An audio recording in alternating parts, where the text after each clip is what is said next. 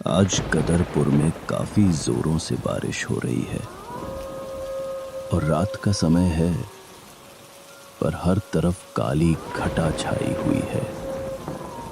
ऐसा लग रहा है कि आज तो बादल टूट ही जाएंगे इस गांव के ऊपर। चारों तरफ से बारिश की आवाज आ रही है और इस बारिश को काटते हुए रिंकू अपने घर की तरफ जा रहा है। रिंकू पोस्ट मास्टर की जॉब करता था और उसका हाल ही में ही गदरपुर में ट्रांसफर हुआ था। रिंकू को क्या पता था कि आज उसके साथ कुछ ऐसा हो जाएगा जो वो अपनी पूरी जिंदगी भर नहीं भूल पाएगा। हे भगवान, आज इन दफ्तर वालों ने कितनी देर में छुट्टी करी है। मेरी रात के 10 बजे बजने को जा रहे हैं और कोई टेम्पो भी नहीं मिला। घर जाने के लिए अब तो पैदल ही जा रहा हूँ अपने घर। और ये बारिश, इस बारिश में तो जाने खाली है मेरी।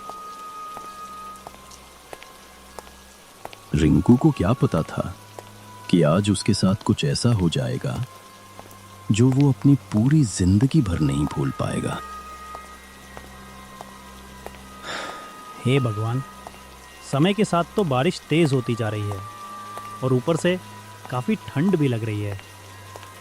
ऊपर से इन जंगली जानवरों की आवाज़ पर बिजली कड़कने की आवाज़ इतनी ज़ोरों से आ रही है कि मेरा तो आगे चलने का मन ही नहीं कर रहा है। इन दफ्तर वालों ने तो मेरी ज़िंदगी बिल्कुल तबाह कर दी है। ऊपर से इतनी रात के वक्त मेरी छुट्टी करते हैं और ऊपर से मेरे को समय भी नहीं देते। हाँ, अचानक से इतनी तेज़ बारिश होने लगी कि पूछो मत। इस बारिश में तो मेरा पूरा समय ही खराब कर दिया। अब मैं गांव के रास्ते से जाऊंगा तो हर जगह पानी भरा होगा और हर तरफ कीचड़ ही कीचड़ होगी। मैं वो करता हूँ कि मैं सड़क के रास्ते से जाता हूँ। थोड़ा आराम मिल जाएगा मेरे को भी और मेरे कपड़े भी खराब नहीं होंगे। हे भगवान, इस मिट्टी में पर अभी फंसना था। मैं तो बिल्कुल हल ही नहीं पा रहा हूँ इस मिट्टी से, और इस मिट्टी ने तो मेरे पर को बिल्कुल जकड़ ही लिया है। मेरा तो पूरा शरीर जाम ही चुका है एक ही जगह। हे भगवान, कितनी मुश्किल से मेरा पर निकाला। इस जंगल में से ऊपर से इतनी बारिश हो रही है और गांव के रास्ते की वजह से हर जगह खिचड़ी कीचड़ हो रही है। मोहन धीरे धीरे आगे अपने कदम बढ़ते जा रहा था और कुछ समय बाद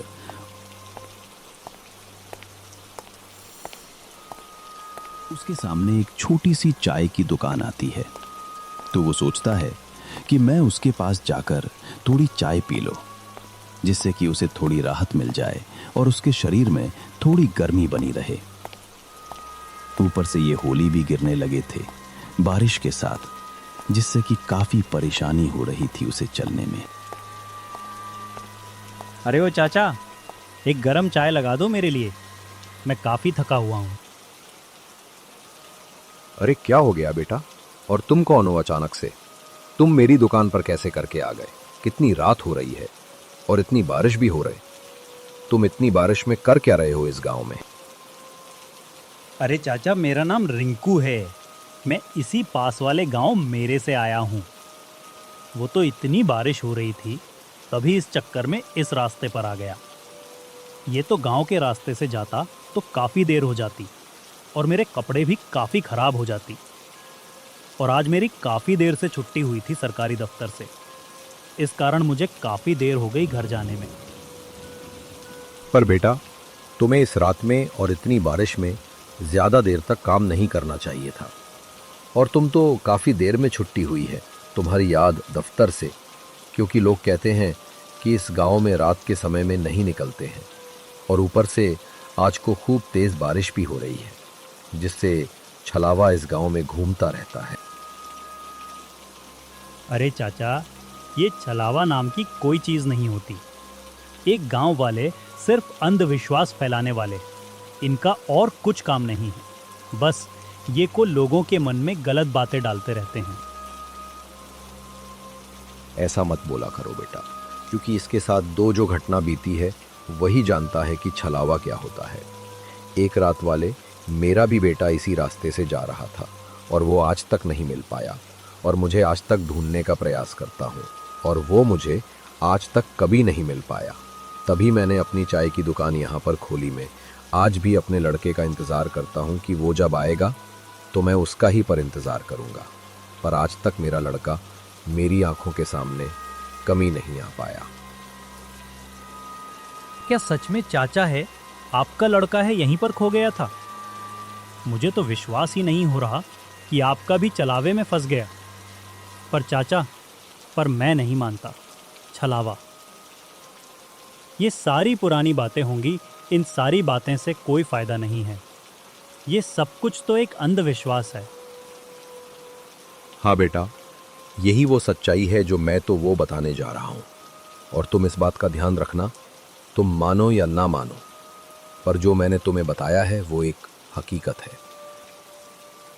उन लोगों को बातें करते हुए काफी देर हो रही थी और वो लोग लगातार बातें करते जा रहे थे। कुछ समय बाद चाचा उसे चाय देते हैं और चाय पीने के बाद उनसे कहता है कि चलो ठीक है चाचा, मैं भी अब चलता हूँ। आपसे बात करके और आपकी दुकान पर बैठकर मुझे आज काफ़ी अच्छा लगा और आपके साथ बैठने पर मुझे कुछ सीखने भी मिला।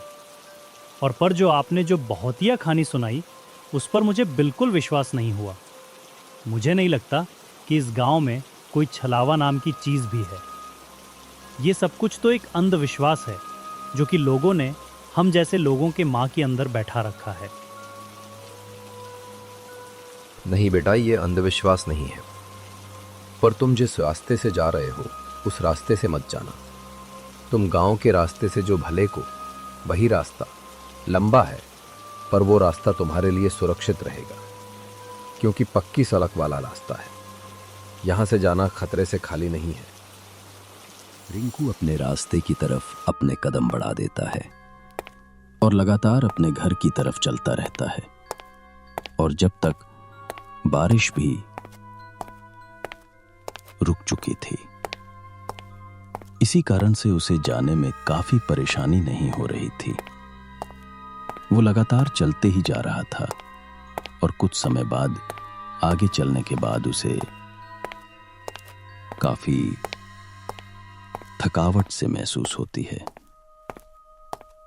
उसे ऐसा लग रहा होता है जैसे कि कोई उसका पीछा कर रहा हो और उसके पीछे से आ रहा हो। हे भगवान, ये अचानक से मेरा मन क्यों घबरा रहा है और मुझे दर्शन क्यों लगने लगा है, जैसे कि कोई मेरे पीछे मेरा पीछा करता जा रहा हो। और ऐसा लग रहा है ऐसे कि कोई काला साया मेरे पीछे इतनी देर से चलता ही जा रहा है। हे भगवान, मेरी रक्षा करना। हम अकेला जा रहा हूं, उस रास्ते पर मुझे नहीं इंकू लगातार चलता ही जा रहा था और उसे एक घर के पास में एक लड़की रोती हुई मिलती है जो कि वो बैठी हुई थी।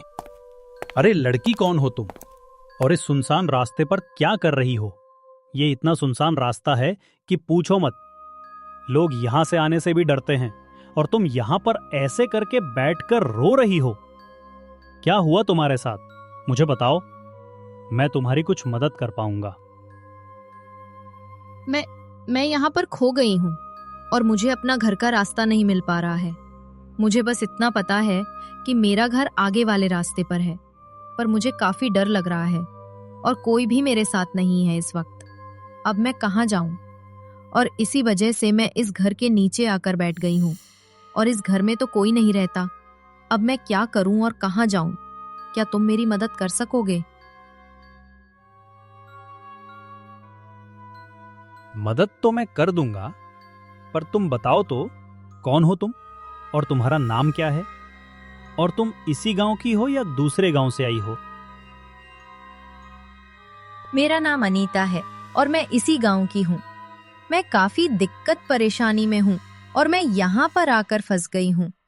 मेरा घर आगे ही पड़ता है। ठीक है, मैं तुम्हारी मदद कर देता हूँ।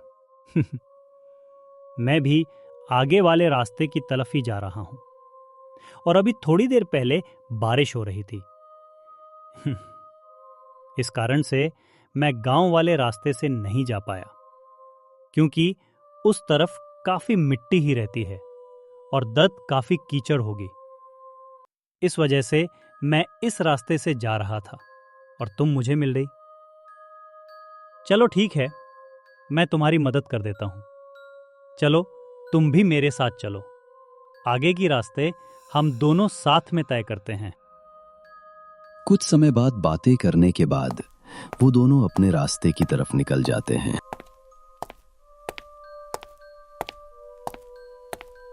वैसे तुम इस गांव के तो लगता नहीं हो। तुम शायद दूसरे गांव से आए हुए हो और तुम इस गांव के कपड़े भी नहीं पहने हुए हो। वैसे यहाँ के आम आदमी कपड़े पहनते हैं। पता है, तुम शहर के रहने वाले हो। जी हाँ, तुम सही कह रही हो। मैं शहर का ही रहने वाला हूँ। मैं पोस्ट मास्टर हूँ। हाल ही में मेरा ट्रांसफर इस गांव में हुआ है और मैं इस गांव में पोस्ट मास्टर की जॉब करता हूँ। और आज मेरी छुट्टी काफी लेट हुई। दफ्तर से इस कार्ड मुझे काफी देर हो रही है। घर जाने दे। और तभी अचानक से बारिश होने लगी। कभी मैं गांव के रास्ते से नहीं जा पाया। गांव के रास्ते पर तो काफी कीचड़ थी, पर हर तरह दंगल सी हो रही थी। इस वजह से मैं थोड़ा पक्का रास्ता चुना। अच्छा, तुम्हारा इस गांव में ट्रांसफर हुआ है। मैं भी इसी गांव की हूँ, पर मैं थोड़े आगे गांव से बाहर की तरफ रहती हूँ, जो उसे पुराना गांव भी लोग कहते हैं। उस तरफ लोग ज्यादा जाते नहीं हैं। कहते हैं कि एक गांव एक घर है जहाँ पर भूत का साया है और इस तरफ छलावा होता है, पर मैं नहीं मानती। ऐसे ही वही दोनों बातें करते हुए एक घर के बाहर पहुंच जाते हैं और वो औरत उसे ये बात कहती है, जिसे सुनकर मैं थोड़ा चौंक जाता है। ये देखो, यही है मेरा घर और इसी घर के अंदर में रहती हूँ। क्या ये तुम्हारा घर है? ये तो एक खंडहर सा मकान लग रहा है और इसे देखकर ऐसा लग रहा है कि बरसों से इस मकान में कोई रहा ही नहीं है। तुम इस मकान में रहती हो, पर कैसे रहती हो तुम इस मकान में? और कितना अजीब है ये मकान और कितना डरावना सा लग रहा है ये मकान।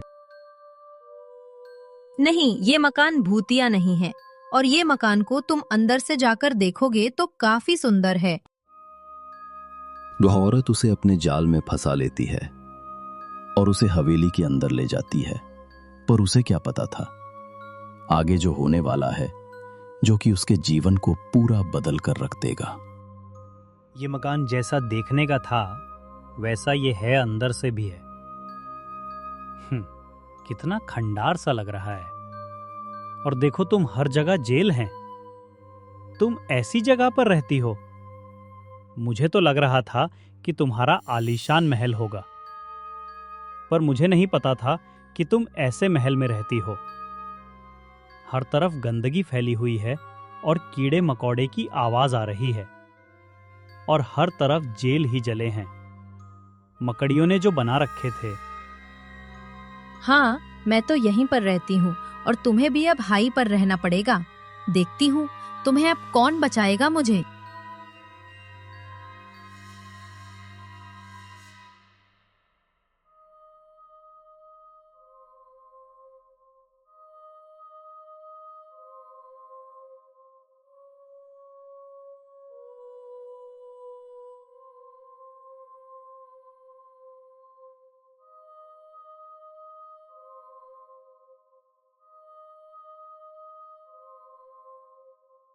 ये बात सुनते ही ये रिंकू हक्का बक्का रह जाता है। अब रिंकू को क्या पता था अब उसके साथ क्या होने वाला है।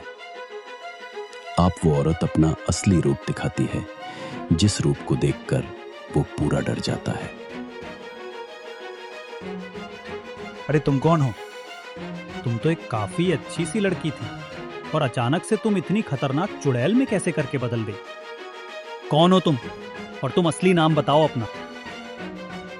मैं अनीता ही हूँ, जैसे मेरे पति ने मुझे आज से 20 साल पहले यहाँ पर मार के गढ़ दिया। अब आज ऐसे ही तुझे मैं मार दूंगी और तुझे बच्चे ना जाने दूंगी। मैं इतने सालों से किसी आदमी की तलाश में थी जिसे मैं मर के अपनी प्यास पूजा सकूं, और इतने सालों बाद तू मेरे हफ्ते लगा है, और आज मैं तुझे नहीं छोड़ूंगी। तुझे मार के ही मैं दम लूंगी। तुम मुझे माफ कर दो, मैं तुम्हारा क्या बिगाड़ा है? और तुम मेरे साथ ऐसा क्यों कर रही हो? इसमें मेरी क्या गलती है? तुम मेरे पीछे क्यों पड़ी हो? मैं तो तुम्हारी एक इंसानियत के नाते से मदद करी थी, और तुम मेरे साथ ये सब कुछ कर रही हो। हाँ, अब तेरे साथ यही होगा। अब तू भी तैयार हो जा करने के लिए। अब देखती हूँ मुझे कौन बचा पाता है। रिंकू को क्या पता था अब उसके साथ क्या हो गया। अब रिंकू तो रहा नहीं, पर एक बात जो है कि कभी भी उसे रास्ते से नहाना ही जाना चाहिए। जिस रास्ते पर लोगों ने जाने से मना कर हो, और वो कभी भी गलत तफा नहीं खिले। हर बार की तरह इस बार भी रिंकू मर गया।